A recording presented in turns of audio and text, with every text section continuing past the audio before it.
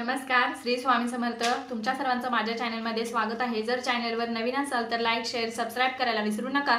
चला तर आज आपण व्हिडिओला सुरुवात करूया। माघी गणेशोत्सव हा 1 फेब्रुवारीला आलेला आहे, तर ह्याविषयी आपण माहिती घेणार आहोत। तर मुलांसाठी आपल्याला काय तोडगे करता येतील, काय उपाय करता येतील हे आपण बघणार आहोत। कारण मुलांच्या भरपूर समस्या आहेत आता।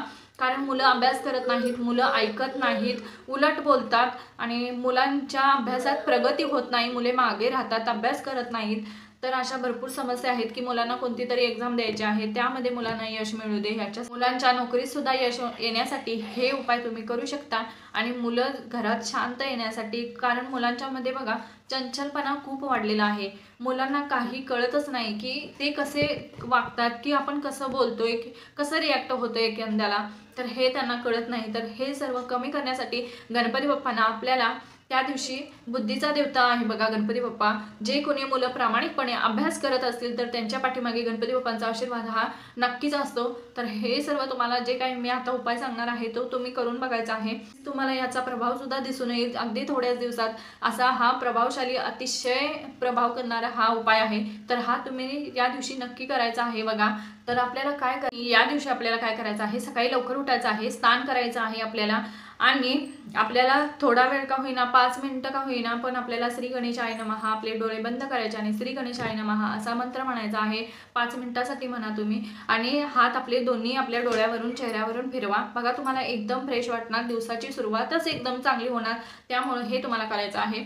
आणि त्यानंतर आपल्याला गणपती बाप्पांवर अभिषेक घालायचा आहे। अभिषेक झाल्यानंतर तुम्ही गणपती बाप्पांवर दुर्वा व्हायच्या आहेत, अक्षदा हळदी कुंकू आणि हे सर्व वाहून तुम्ही नैवेद्य दाखवायचा आहे गणपती बाप्पांना। अशी तुम्ही मनोभावे एखादं लाल फूल मिळालं तरी लाल फूल घाला। तुम्हाला वस्त्र घालताना सुद्धा लाल घालू शकता, तुम्हाला काळ्या रंगाचं वस्त्र घालायचं नाही, लाल घाला, पिवळं घाला, हिरवं घाला।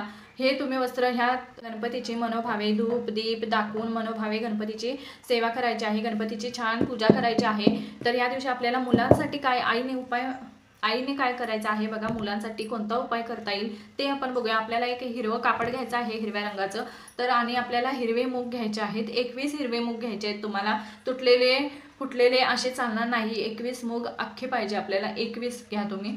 आणि ते काय करायचं आहे, प्रत्येक हिरवा हा मूग ठेवताना ना, त्या हिरव्या कपड्यावर ठेवताना ओम गणपतये नमः असा मंत्र म्हणायचा आहे। असा हा 21 वेळा आपला मंत्र होईल बघा। एकदम मूग तुम्ही ठेवू नका, एक एक ठेवायचा आहे आणि एक एक ठेवताना तो आपल्याला मंत्र म्हणायचा आहे। आणि हे हिरवे मूग आपल्याला काय करायचं आहे, हिरवे मूग काय करायचे आहेत बघा, जे आपण हिरव्या कपड्यावर ठेवलेलं आहे त्याची पोटली बांधायची आहे। आणि ती पोटली आपल्याला उजव्या हातावर घ्यायची आहे आणि गणपती बाप्पांजवळ जायचं, मनोभावे प्रार्थना करायची आहे। जी काही तुमची अडचण आहे, मुलांच्या बाबतीत असू दे, मुलांना संतान प्राप्ती होत नसेल, नोकरीत यश नसेल, मुलं अभ्यास करत नसतील, मुले चंचल असतील, दमवत असतील, कोणतीही मुलांच्या बाबतीतली किंवा घरातली तुमची समस्या असेल, ती तुम्ही त्या पोटली घ्यायची आहे, हातावर डोळे बंद करायचे आणि आपल्याला ती गणपती बाप्पांना सांगायची आहे। आणि ती पोटली आपल्याला गणपती बाप्पांच्या चरणाजवळ ठेवायची आहे। असं आपल्याला करायचं आहे आणि ती तशीच राहू द्यायची। आणि या दिवशी मुलांच्याकडून अथर्व शीर्ष आणि गणपती स्तोत्र हे म्हणून घ्या तुम्ही। हे मुलांकडून अथर्व शीर्ष आणि गणपती स्तोत्र हे तुम्ही म्हणून घ्या आणि मुलांच्या जिभेवर थोडीशी साखर ठेवा बघा। तुमची मुलं मधाळ बोलायला लागतील, गोड बोलायला लागतील आणि चंचलपणा सुद्धा कमी होईल त्यांच्यातला। हा उपाय तुम्ही नक्कीच करून बघा, हा अतिशय प्रभाव करणारा उपाय आहे। तुम्हाला गणपतीची मनोभावे प्रार्थना करायची आहे। मुलांच्याकडून अथर्व शीर्ष किंवा गणपती स्तोत्र हे म्हणून घ्यायचं आहे। हिरव्या मुगाचा आपल्याला जो काही मी तोडगा सांगितलेला आहे मुलांच्या बाबतीतला, की मुलांना ज्या काही अडचणी येत असतील तर त्या कमी होतील आणि त्या अडचणींना सामना करण्यासाठी मुलं पण सक्षम होतील, असा आशीर्वाद गणपती बाप्पांचा राहील मुलांवर। त्यामुळे तुम्ही हा अतिशय प्रभावशाली हा उपाय आहे हिरव्या मुगाचा, तो तुम्ही नक्की करून बघा। आणि झालेली सेवा मी महाराजांच्या निरोजू करते। श्री स्वामी समर्थ। अवधूत चिंतन श्री गुरुदेव दत्त। भेटूया आपण नेक्स्ट व्हिडिओमध्ये।